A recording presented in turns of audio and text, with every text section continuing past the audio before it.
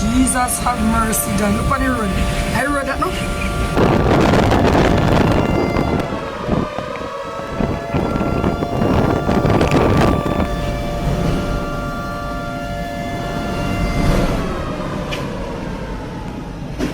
Hurricane Melissa has slammed into Jamaica with unprecedented force, a raging Category 5 hurricane packing 185-mile-per-hour winds that are ripping homes apart like cardboard.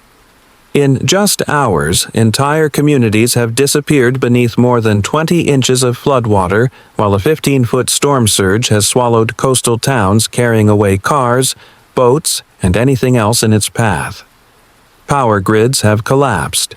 Over 1 million people are now trapped in total darkness, unable to call for help, unsure if rescue will come, and praying their homes will survive the next gust of wind.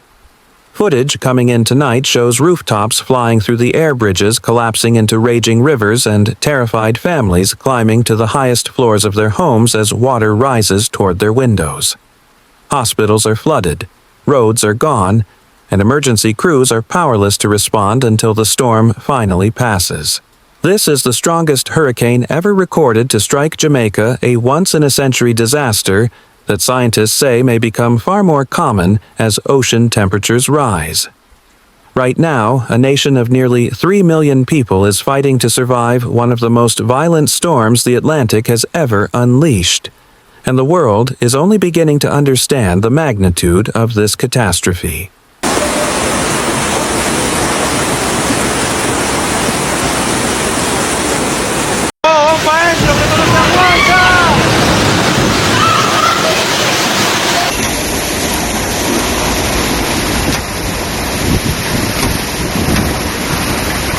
When Hurricane Melissa made landfall near New Hope on Tuesday afternoon, Jamaica experienced a level of destruction that even veteran forecasters struggled to comprehend.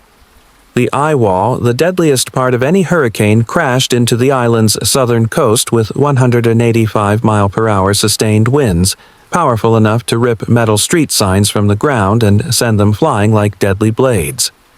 Houses that had stood strong for decades were shredded in seconds. Concrete walls cracked apart under the immense pressure.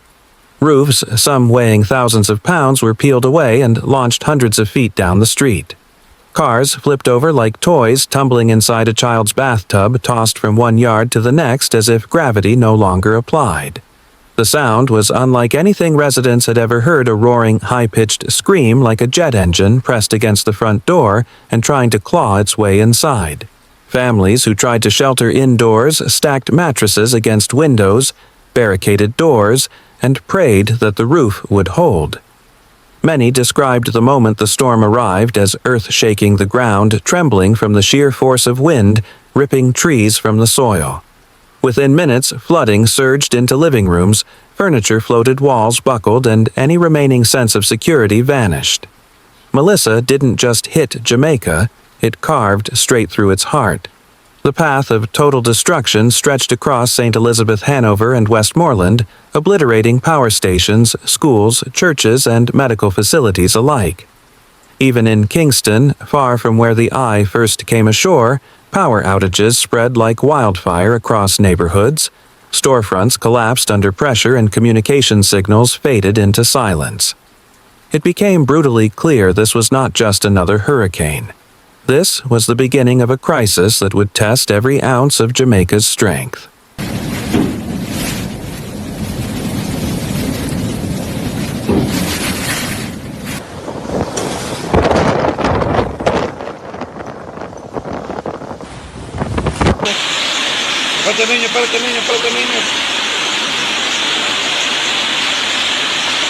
As Hurricane Melissa tore across Jamaica, the lights went out everywhere, and with them, the last lifeline millions of people had to the outside world.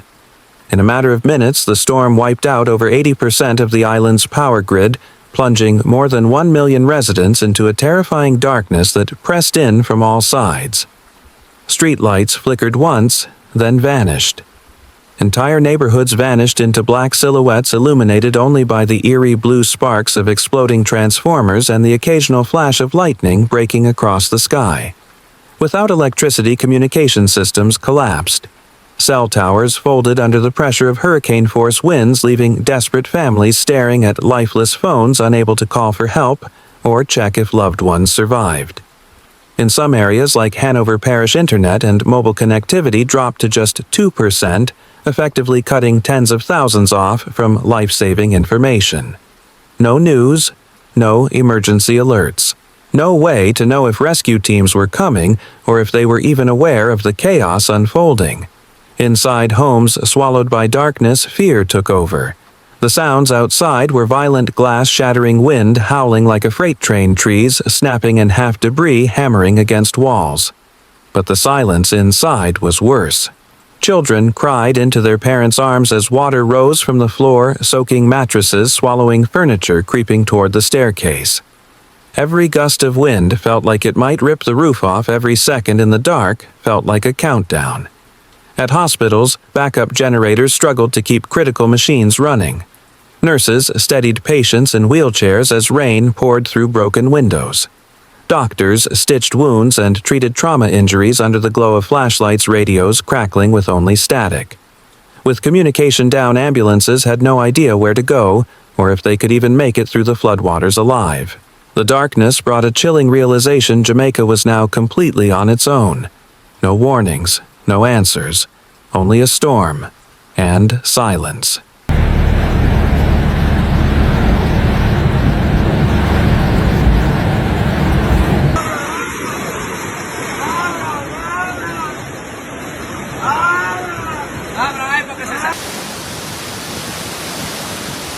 Yes, guys, I'm on the hilltop. As Jamaica fights through the darkness, the struggle for survival has become a test of pure human endurance.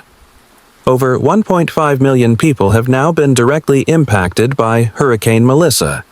Families are trapped inside flooded homes with no electricity, rationing, bottled water, and canned food as they wait for daylight and hope. Others have taken shelter in schools, churches, and community centers. These facilities were built for a few hundred people, but are now crammed with thousands sleeping shoulder to shoulder on soaked floors, sharing the little food and clean water available. Medical workers are performing miracles with nearly nothing. Doctors at damaged hospitals are sewing stitches by flashlight while nurses hand pump oxygen for patients when machines lose power. Elderly residents with heart conditions are at risk. Children shiver from cold floodwater. Parents hold on tightly, whispering desperate promises that everything will be okay, even when they aren't sure themselves. Yet, in the middle of this unfolding disaster, acts of extraordinary bravery are emerging everywhere. Neighbors are breaking down doors to rescue the trapped. Young men form human chains in the water to pull families through raging currents.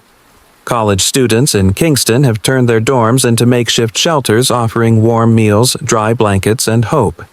Even strangers with working satellite connections are spending their last bars of battery uploading urgent messages from others who cannot call for help. But the danger grows with every passing minute. Authorities are issuing warnings of displaced crocodiles roaming through floodwaters in Kingston, St. Catherine, and St. Thomas, lurking beneath the surface where visibility is zero. A misstep into the wrong flooded street could mean a fatal encounter. And with emergency crews unable to reach most people until the storm calms, survival has become a personal mission, a fight to protect one another until help arrives. This is no longer just a weather disaster. It's a humanitarian emergency in real time, and the courage of everyday Jamaicans is the only thing holding back an even greater tragedy.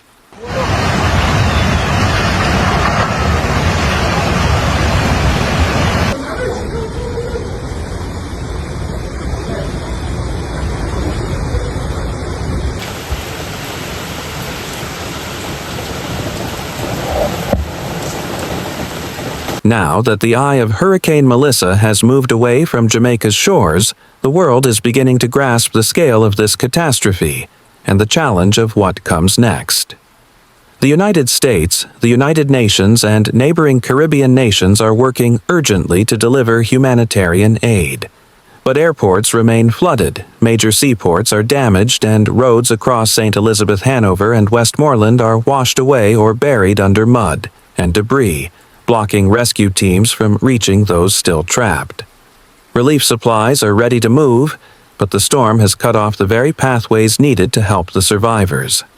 Early assessments estimate billions of dollars in damage, a staggering blow to a nation whose economy relies heavily on agriculture and tourism.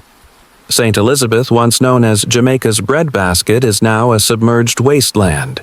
Fields that fed millions are gone, a massive hit to food security. And across the island's tourism hubs, 25,000 visitors are stranded in dark hotels and airport shelters, unsure of when they'll be able to return home.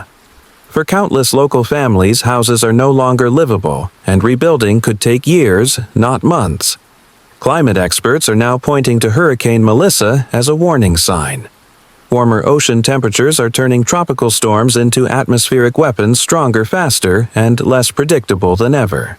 What was once considered a rare Category 5 landfall is becoming alarmingly possible again. Prime Minister Andrew Holness promises to rebuild stronger, smarter, and more resilient, but he also knows this recovery will require global support. The storm has passed, but the hardest part is just beginning.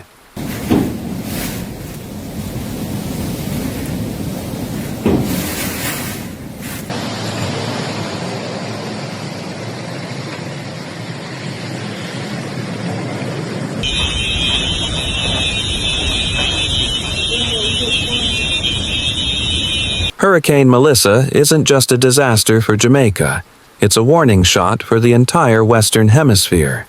The same abnormally warm Caribbean waters that supercharged Melissa into a 185mm beast stretch north toward Florida, the Gulf Coast, and the Outer Banks. Scientists say oceans are now warmer than at any point in recorded history, and that heat is fuel for storms that grow faster, stronger, and deadlier than anything we were prepared for even a decade ago. What happened in Jamaica could easily become the reality in Miami, Houston, Charleston, Tampa, or New Orleans, cities where millions of Americans wake up every day just a few miles from the coastline. Melissa proves how quickly normal can collapse. One night you're scrolling through your phone, the next your home is underwater, your roof is gone, and your family is huddled in silence as the power grid fails and rescue crews can't reach you. That's the nightmare Jamaicans are living at this very moment, and it could happen to communities across the United States if infrastructure isn't upgraded to withstand the hurricanes of a warming world. The numbers don't lie. More Category 4 and Category 5 hurricanes are forming every year. Storm surge walls built decades ago can't handle 15-foot waves smashing into coastal neighborhoods. Power networks collapse when winds top 150 mph. Cities that never saw major flooding before are now taking 20+ inches of rain in a single day. Melissa isn't just an anomaly. Meteorologists say storms of this intensity are becoming part of a new era. So, the urgent question for Americans becomes this: are we adapting fast enough? Because Jamaica is fighting to survive today, but tomorrow, a storm just like Melissa may be heading for our shores. The clock is ticking, the oceans are warming, and whether we're ready or not, the next Melissa is already forming out there.